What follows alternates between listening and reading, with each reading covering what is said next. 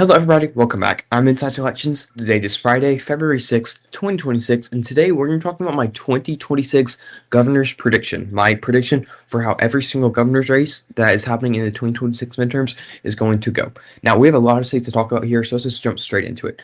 We're going to start with the states. These are states that are going to be won by each respective party by 15 or more points. Now, you might notice a lot of these states are going to differ completely from their presidential margins, from their Senate margins, because governor's races are way different than Senate races and presidential races, because these are state level races. People do not mind voting for the opposite party on state levels if they believe that candidate's going to be better for them. So we start with the states. These are states like California and Hawaii. And I want to talk about California real quick. California, if Gavin Newsom is retiring, he's not retiring, but he can't run for re-election. He's term limited, and now there's a crazy jungle primary in the state of California. There's a small chance that Democrats are actually locked out of the race because of the jungle primary system. I don't want to get too much into that right now, but as of right now, Democrats are probably not going to get locked out of their own primary in the state of California, and if that doesn't happen, then Democrats are going to easily cruise to victory in California by over 20 points. In Hawaii, there's not much to talk about. It is a safe Democratic state. It's voted for the governor's level for Democrats for a long time. Senate level, presidential level, it is a safe blue state. There's not much to talk about Hawaii. And next, I want to talk about Colorado. Colorado is going to be a safe state. Yes, in recent times, like presidentially, it's been D plus 11, D plus 14, D plus 5, D plus 5. Same thing on the Senate level, but the governor's level is less competitive for Republicans. It's a pretty solidly blue state.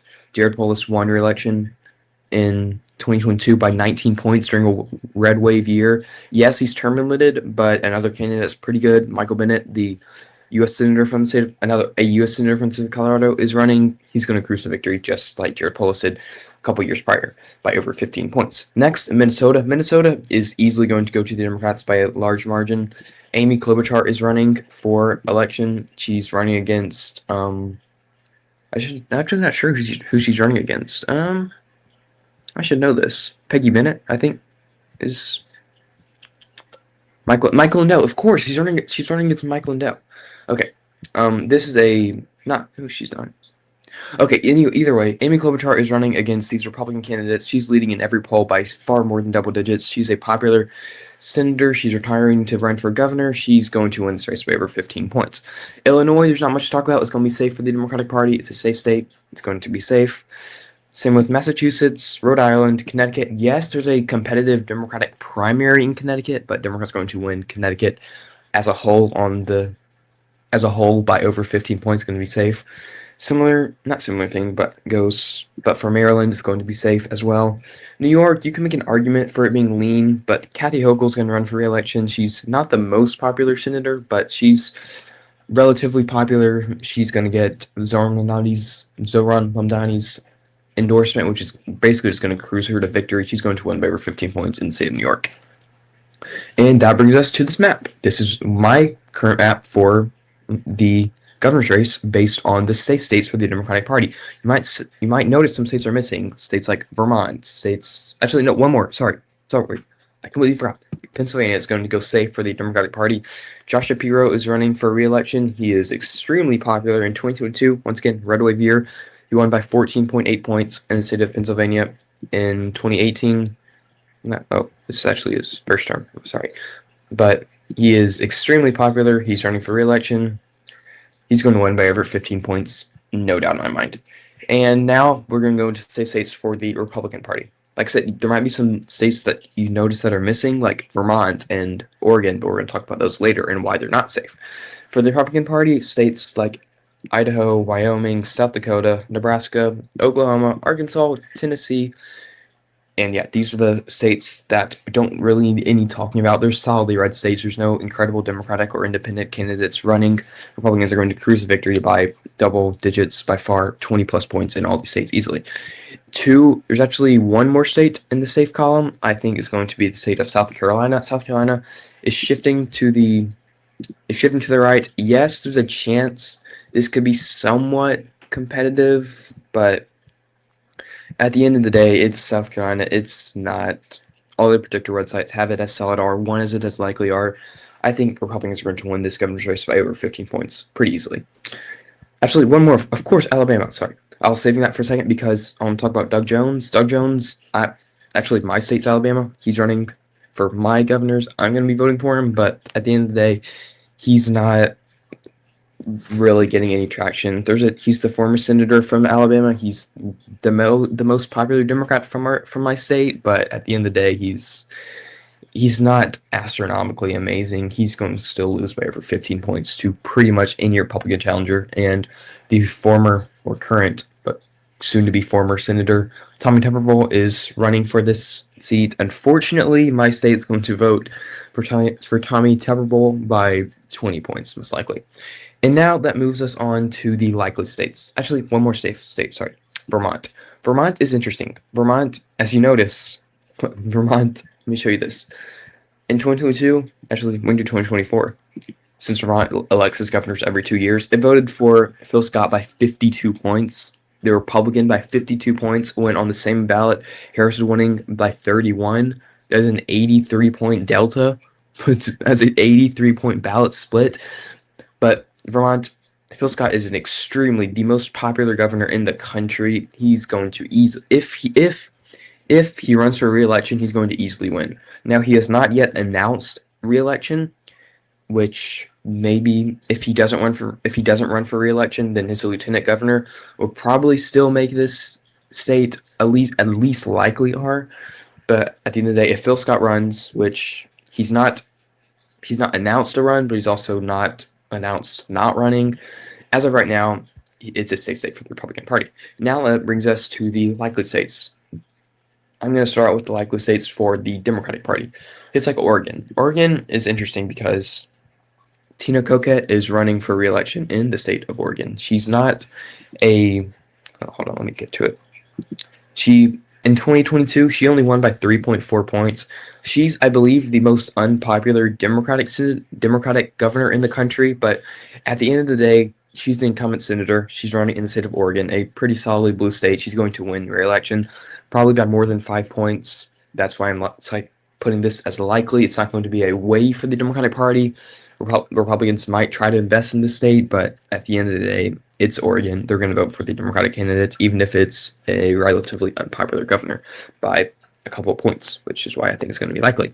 And now the next likely state, I think, is going to be New Mexico. You can make an argument for New Mexico being safe, but New Mexico is always, and I mean always, a likely state for the Democratic Party. In 2022, the governor's race went to Democrats by 6.4 points. In 2018, went to Democrats by 14 points. In 2014, it was red, but the point is, also on the presidential level, went to Harris by 6, went to Biden by 11, went to Clinton by 8, went to Obama by 10, for example. It's same with the Senate level. It is a reliably likely state for the Democratic Party. I do not think that's going to change. I think it's going to stay at the likely state on the governor's level for the Democratic Party in 2026.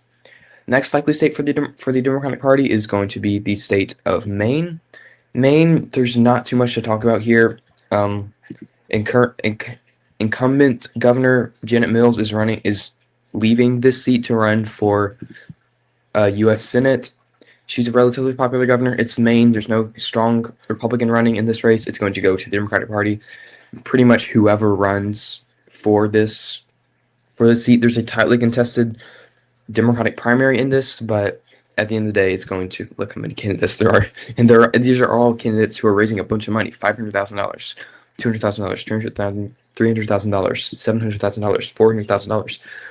It's a very tightly contested Democratic primary, but once we get to general election, pretty much no matter who the Democratic candidate is, they're going to win by over 5 points, which is why I think it's going to be likely for the Democratic Party.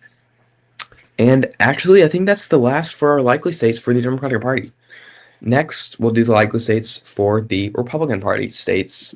I believe states like Kansas. Kansas is interesting because they have a current Democratic governor. They have Laura Kelly, but she's term limited. I think because of Laura Kelly, it's going to shift to the left slightly on the governor's level, but it's still going to elect a Republican by a likely margin because Laura Kelly cannot run again. Next likely state, I think, is going to be the state of Florida, Texas, and Alaska. There's not too much to talk about here. These are states where there's no incredibly amazing Democratic candidates running. There's no super terrible Republican candidates running. They're going to vote pretty much party lines for their states. They'll narrow up a little bit from 2024. I predict all these are going to be slightly below a 10-point margin, but still going to be well above that 5-point margin that makes a state likely. And that's actually it for the likely states for the Republican Party as well. To move on to the lean states. Lean states are states that are going to be won by each respective party by 1 to 5 points, less than 5 points, less than likely margins, but higher than tilt margins, higher than 1 point. We'll talk about tilt margins later, but right now, lean margins, 1 to 5 points. For the Democratic Party, I think these will be the states of Wisconsin, and that's it. Yeah, I think Wisconsin is going to be the only lean state for the Democratic Party. Let me pull it up. Wisconsin. It voted for Tony Evers by 3 points in 2022. Is he running for re-election? I actually don't know. Is Tony Evers running for re-election? Can he run? I don't think he is. No, he's not. But I think it's still going to go to the Democratic Party by a lean margin. I think it's going to vote slightly to the left of party lines. I think it's going to be won by the Democratic candidate, pretty much no matter who it is, unless it's a really bad candidate, which I doubt a bad candidate would make it through this primary in Wisconsin. I think Wisconsin is going to go to the Democratic Party by a lean margin. And now lean states for the Republican Party, states like Ohio, Iowa, and New Hampshire. You can make an argument for Georgia and Nevada, but I'm going to leave those out for now. Iowa, there's not too much to talk about in Iowa. I mean, let me pull it up.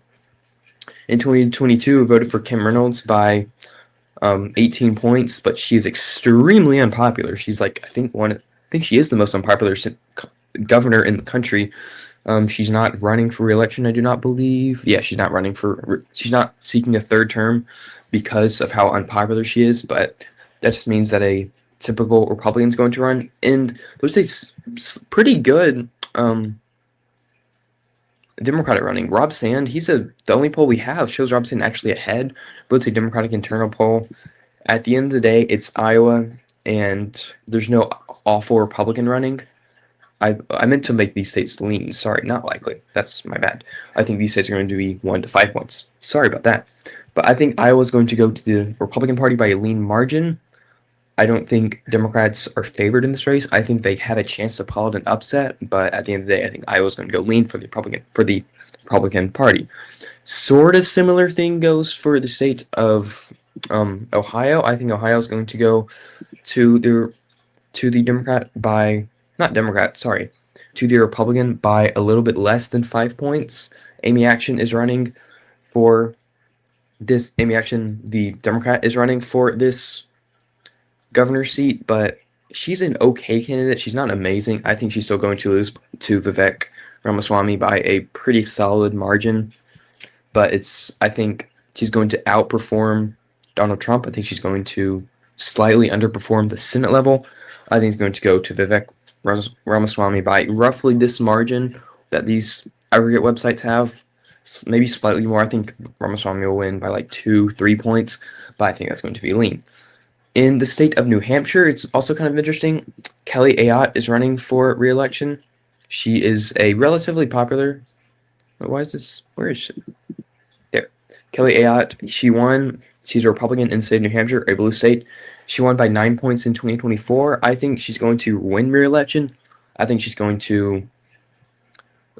her margin is going to narrow up because she still has a positive approval rating, which a Republican in a blue state with a positive approval rating, she's going to win this state pretty easily. But I think at the end of the day, it's going to be a shifting left environment. I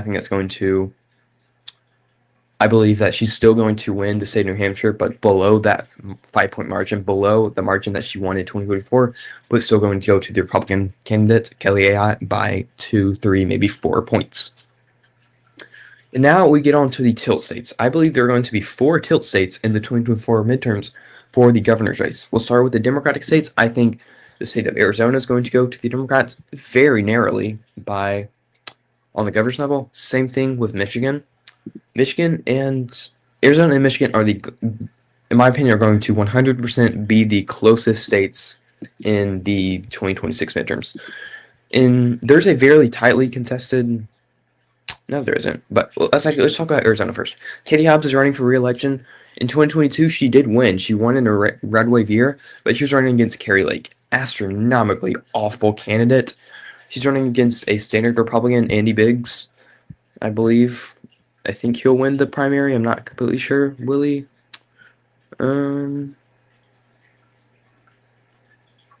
Is Andy Biggs running for re-election? Yeah. Donald Trump has Donald Trump's endorsement too. I think he's going to win this Republican primary. I think he's going to come close to winning this general election, but I think Katie Hobbs will hold on. I think she will keep Arizona blue just because of the of the environment of the 2026 midterms. I think Arizona is going to stay blue by a tilt margin. In the state of Michigan, there is a very tightly contested election. The independent candidate, Mike Duggan, he is the former governor of the former mayor of Detroit. He's running for this governor seat. He is splitting the vote between Democrats and Republicans. Is going to make this race extremely close. But I do think that at the end of the day, Democrats are going to win this election by a very narrow margin. These are the polls we have. See, Mike Duggan, he's consistently polling at 20%, which pulls the vote away from the Democrat and Republican candidates very much. The polls have this race split. The Republican candidate up by 2, the Democratic candidate up by 2, the Republican candidate up in 3 polls, the Democratic candidate up in 5 polls. It's going to be a very close race, but at the end of the day, I think Democrats are going to pull out and win it by a tilt margin. And for the Republicans, I think the tilt states are going to be the states of Georgia and Nevada. Nevada has a very popular, not very popular, but a popular Republican governor running for re-election, Joe Lombardo. There's not too much. I don't know too much about this race, but I think he's going to win a re-election in the state of Nevada, not by a large margin. I think he'll win by under one singular point. But at the end of the day, I think the state is going to go to Joe Lombardo by less than 1 point, the Republican, in the state of Nevada. Georgia, last state, I promise I'll end this video. I know I've been talking for way too long, but I think Georgia is going to slightly go to the Republican Party as well. There's no astronomically great Democratic candidate running. There's no terrible Republican candidate running either. I think Georgia's going to go to the Republican Party by a very tilt margin, by a very close margin, by under 1 point, like I labeled this as. But at the end of the day, I'm not too familiar on this Georgia election. What are your thoughts? Do you think Georgia's going to go to the Republican? I'm going to end this video here. I've been talking for way too long. What are your thoughts on this entire thing? Do you think Democrats are going to win Arizona? Do you think they're going to win Michigan? Do you think Republicans are going to win Nevada and Georgia? In my opinion, those are going to be the closest states. What are your thoughts? If you enjoyed this video, I encourage you to like the video, to comment video ideas. I'll make videos if you comment video ideas. If you enjoyed this video, I encourage you to subscribe to my YouTube channel. I upload election news every single day. Turn on notifications so you can see that. And yeah, hope you have a great day.